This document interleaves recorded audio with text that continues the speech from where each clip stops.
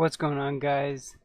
Soldier Only here from Sports Nerd Web. Welcome to this episode of Sports Nerd Web Weekly. With with the big drought in video games right now, like a lot of video game news has been really slow lately. Obviously, there's the big content drought in Destiny, and we have finally had some news starting to pick up a little bit as far as that's concerned. So what we're gonna do for this week, I actually just going over the internet and stuff. There's actually just been a bunch of little news tidbits from a few different games. So with that, we'll get right into it. First things first, Elder Scrolls Online gets Morrowind expansion. Today, Bethesda announced a new expansion for the Elder Scrolls Online. Excuse me. The Elder Scrolls Online Morrowind will add the island of Vardenfell to the game, allowing players to explore the iconic setting from the Elder Scrolls 3 Morrowind. In a live stream today, Bethesda and ZeniMax Online Studio revealed that the latest expansion to the Elder Scrolls Online would finally allow players to quest in locations from Morrowind. Before now, players could journey to some parts of the continent of Morrowind, but never had the chance to quest in Vardenfell itself. The Elder Scrolls Online is set centuries before Morrowind and will allow players to explore the setting during its prime. New players will be able to buy the expansion and the base game together for $59.99. Players who already own a copy of Tamriel Unleashed version of the game can add the expansion for $39.99. It will release on June 6th. The Elder Scrolls Online has added areas and storylines through DLC before now. The game added the Orc City of Orsinium back in 2015 and finally brought the Thieves Guild and Dark Brotherhood to the game last year. In addition, the expansion will finally bring a new player class to the game. The Warden will fight using Earth-based magic and also have an adorable but deadly bear companion. I'm going to call mine the Barbarian and can barely wait to explore the world with him and find out bearing while exploring Vardenfell. Yeah, this is from a Kotaku article that I'm reading this from. I haven't played the Elder Scrolls Online for quite some time, but the promise of exploring the best damn setting of any Elder Scrolls game has me genuinely excited to return. I've actually haven't played any of the Elder Scrolls Online. I'm actually playing through the Skyrim remaster right now, and it's dope. I'm loving that. So you can actually expect a full review of Skyrim up on the channel soon. So just on a side note. But a friend of mine from my Destiny clan, he has actually been trying to get me into Elder Scrolls Online for a while now, so I do plan on picking it up in the very near future. So, but that's from what I understand is that it's actually been out for a long time, and as it said in this article, there was an expansion in 2015. So it's good to see that Bethesda is still supporting this game, because from what I gather is that it does have a huge player base, and it seems like an awesome game. And with me playing a lot more like MMOs and stuff like that, a lot more like open multiplayer games, this definitely seems like something I really enjoy right now. So that Elder Scrolls Online expansion, as I said here, it's coming out June 6th. So if you're into playing ESO, I put that on your calendar. Now, considering or regarding Horizon Zero Dawn, this is one of the biggest games I'm hyped for this year. This is from today. Horizon Zero Dawn goes gold. The action RPG Horizon Zero Dawn has passed a major development milestone. Developer Guerrilla Games has announced that the PS4 game has gone gold, meaning the studio has completed its work on the game. And Guerrilla Games actually posted a picture of the team celebrating the occasion. They posted it on their Twitter.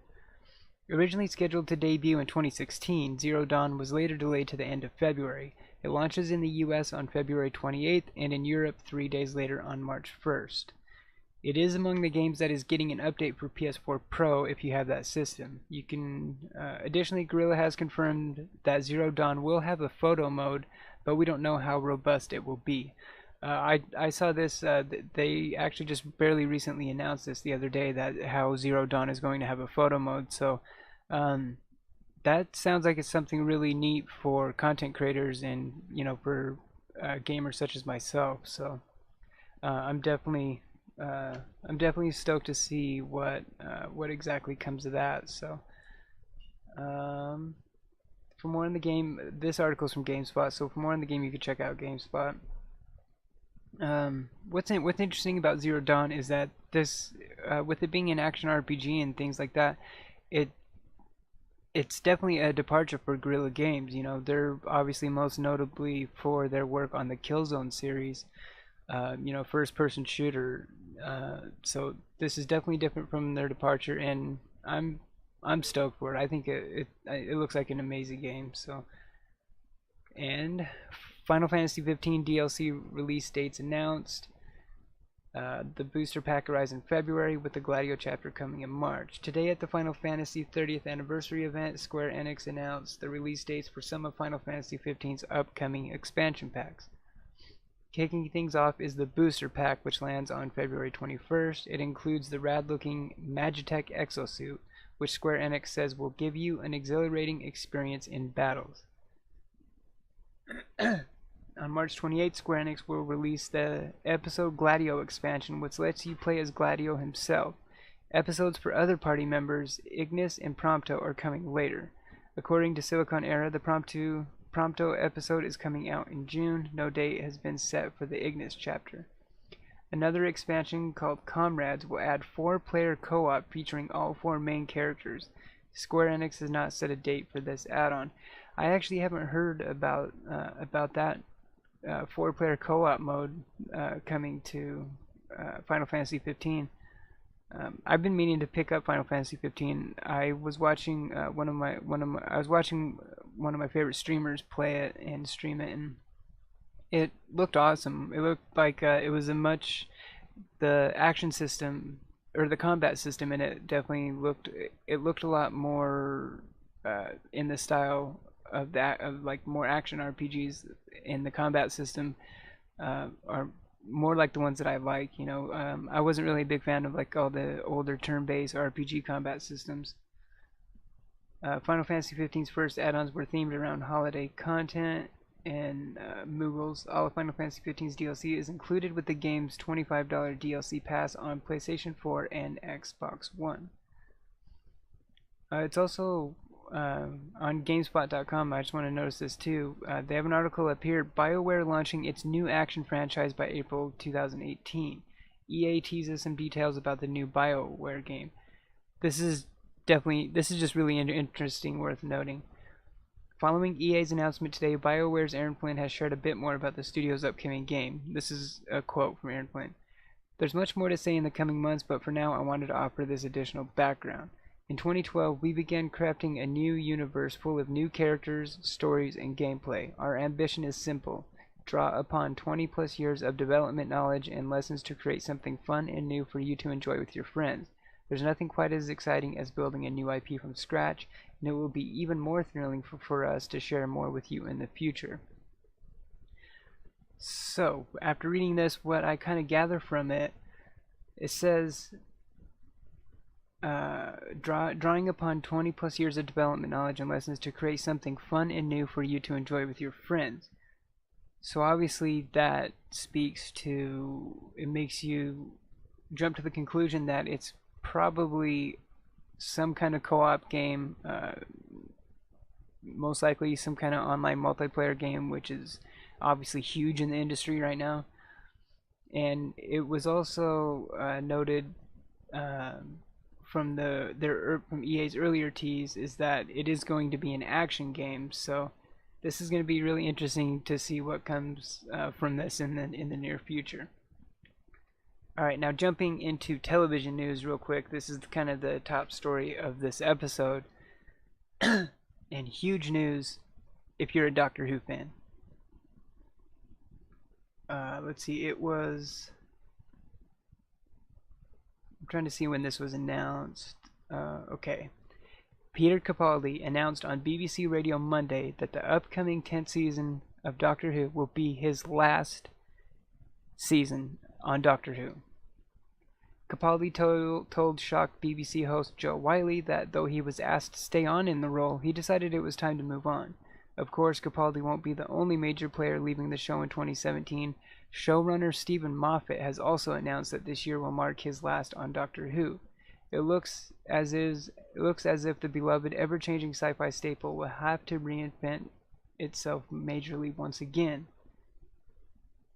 It may feel as if it was only yesterday that Capaldi first put on the natty new suit of the 12th incarnation of the Doctor.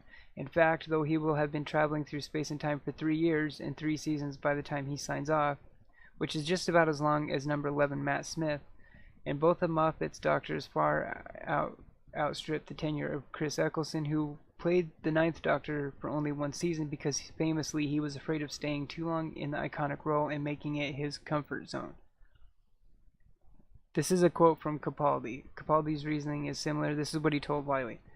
I've never done one job for 3 years. I feel it's time for me to move on to different challenges. I feel a bit sad, but rather wonderful. What a privilege to have done this. You have to be aware of when it's time to move on. They asked me to stay on. My contract had run out. They asked me to stay. I thought, I love this, but I don't know how long I can do it and give it my best. I want to move on to other challenges, but there's never been something that's more special to me. The BBC host, gamely recovering from her shock, tried her best to get an early hint on who might replace Capaldi. Have you filmed your regeneration yet? She asked, attempting to probe into who could migrate into his place. But the actor had no further scoops for the BBC, as he assured Wiley that he was still filming his last season and that he'd be the Doctor for a long time still. According to an official release from the BBC, that means through the end of the year, the next Doctor will appear in 2017's Christmas special. So, it looks like the next Doctor will appear in this year's Christmas special later this year. Capaldi was, however, able to drop a few hints about what fans can expect from Moffat's last hurrah. Capaldi calls the season, which has been touted as a huge event, rather unexpected. He says it rolls along in a vintage way before a dark, emotional thread creates the climax. So, this is going to be a really interesting season of Doctor Who. I mean, we all knew that Stephen Moffat was going to be leaving at the end of this season. So now it looks like that Peter Capaldi is going to be leaving at the end of this season, and his regeneration, and we should see the new Doctor, from what it says here, on this year's Christmas special later this year on Christmas. So I'm really not surprised by this announcement, though, because I always thought it was really interesting, because David Tennant was the Doctor for 3 seasons, and then Matt Smith was the Doctor for 3 seasons.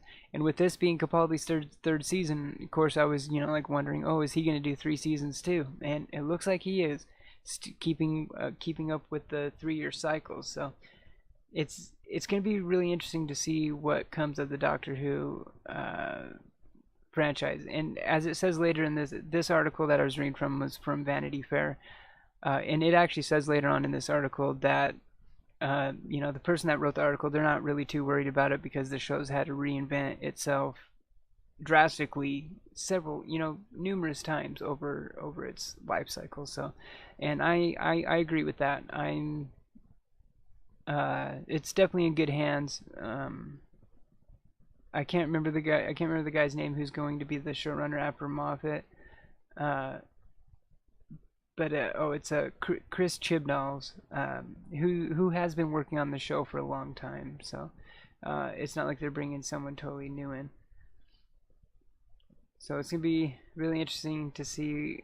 I can't wait for this season. And actually, Peter Capaldi's last season as the Doctor kicks off April 15th. So we don't have too much longer to wait until the new season of Doctor Who. Which is really hard because we didn't have any Doctor Who last year. The only new Doctor Who we had was the 2016 Christmas special, just from last month. So yeah, that's gonna do it for this week's episode of SportsNerdWeb Weekly. Thanks for watching. Hit that thumbs up button if you like the video. Sub to the channel for more content. And you can follow me on Twitter at SportsNerd48 to keep up with everything on the channel. I have all the links to everything. I have all the links to everything down in the description below. So we'll see you on the next one. Cheers.